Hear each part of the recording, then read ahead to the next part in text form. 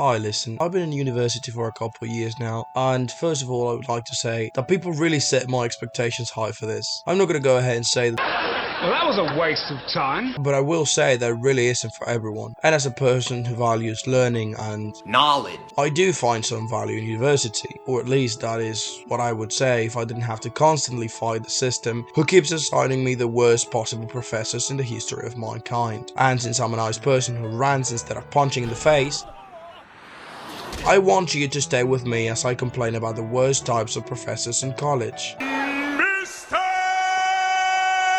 Late. Starting off the list, we have Mr. Late. You know that thing Kakashi used to do a lot in Naruto where he would just like take half the day to arrive to class? Well, this is basically the same thing, but at least Kakashi was like charming and cool. My version of Mr. Late was this 50, probably 60-year-old man. He had a ponytail, which there's nothing wrong with, but I mean, he only had the ponytail. The rest of his head looked like a knee, and he actually tried to cover it up with a hat. At that point, you just have to, in the wise words of Charles Barkley, it's time for you to share your head, man. Share your head. Come on home. And at least come on home, because he for sure was not coming to class. He took the longest time ever. I remember our class was supposed to start at 10 AM, and me being the dumb freshman eager for college that I was always early. I always had to wait like 50 minutes. It was so bad that the rest of the students literally started showing up an hour or even an hour and a half after class was supposed to start, and the professor didn't even notify anybody that he was gonna be late. He just did. In second place, we have Mrs. Grammar Nazi. Again, this is freshman year. Again, I select my classes, I see a topic about New York that I liked, and who's my professor? A woman that looked more ancient than the history she was teaching about. This woman looked like a mummified version of our professor. Like if you would have taught me she was Eve from the creation, I would have believed it. And listen, I pride myself in using proper grammar, both in speaking and written form, but that woman took it to new levels. This is a paper I wrote during that class like this. And just look at the amount of comments made. That not cool. Me speak good English. And granted, I know there are some things I could have worked on, but come on, dude. I reckon one time as I was writing my paper, Word or Docs or whatever I used, changed a word without me realizing, right? And it ended up making it to the final essay. And she obviously marked it wrong. Like, woman, of course typos happen. I'm not gonna say don't like take away points for that. That's okay. I should have read it. I should have known better, whatever. But they're not 10% of the grade, you heartless harpy. Next professor we have is overworked. These are the professors who, in the words of my mom, are in clear need of a spouse. Anyways, when I say overworked, I'm talking about both the students and the professor, because these people treat the classroom like a Vietnamese sweatshop, bro. There's not a single weekly meeting that doesn't end up with them assigning 4 presentations, 2 quizzes, and a rectal exam just to be thorough. At that point, you're just like one whip away from being a slave master.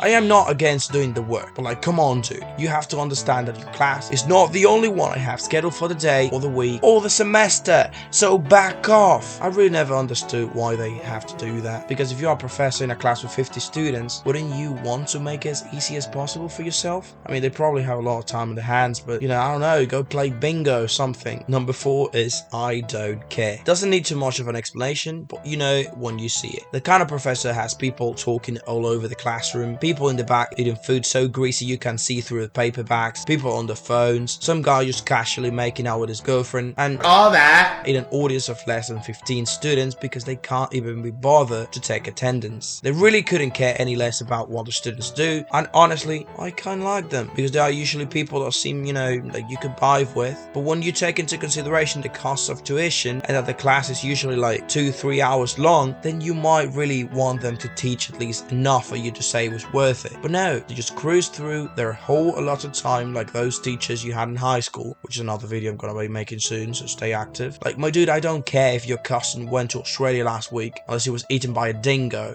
Well, then you can tell me. But I don't care. Everyone gets an A, just like the Oprah meme. You'll get An A. and you'll get An A. and you'll get An A. everyone's getting An A. You know, it just feels so unearned, so void of any real value. Classes where all you have to do is show up, are great for boosting your GPA, but also for making you a smooth brain who's only gonna get used to easy stuff coming to them. And it really discourages people who put real effort, because if I do a very well structured presentation or a project or whatever, and then Mr. Ace comes in after missing 7 weeks due to playing football and does a half-effort presentation that sounded like Gronk giving a speech, and we both get the same grade, grade. Nothing personal, but I hope you get diarrhea, Professor Edison. Number 6. No one cares about my class, but I'll make it annoying. Going back to the overworking types, recently I had a class that was childhood studies. I am a computer science and applied math major.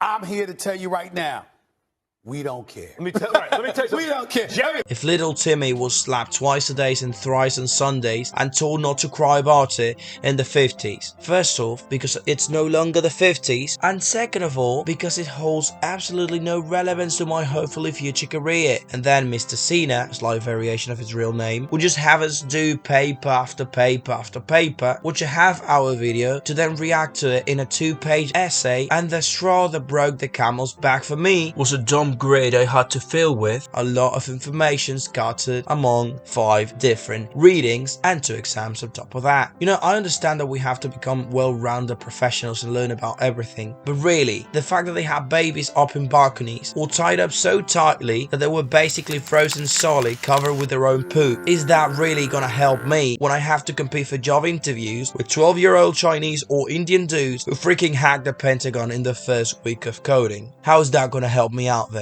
Thick accent. My calculus professor has got to be the person with the thickest accent I've ever seen in my life. An accent is usually an indicator that the person knows another language, which is quite impressive. Or they were born in Ireland where the sun don't shine, which is not so impressive. I don't want to be mean, but I understood probably less than 20% of what that man said. Dude, calculus is already hard as it is. It already looks like Greek to me, but when you can't understand the explanation, it's over. There's literally nothing you can do. I used to just grab the topics and Google them myself because I was gonna fail that class if it was up to me understanding his words. He not only had the thickest accent I've ever heard, but he also mumbled. I reckon even Snoop Dogg would have been easier to understand. And my favorite part of his class was when he asked a question, and the only reason you knew it was a question was because he had the intonation at the end. Everyone would just be blankly staring at him, waiting for the subtitles to drop. The man was really out there speaking wingdings.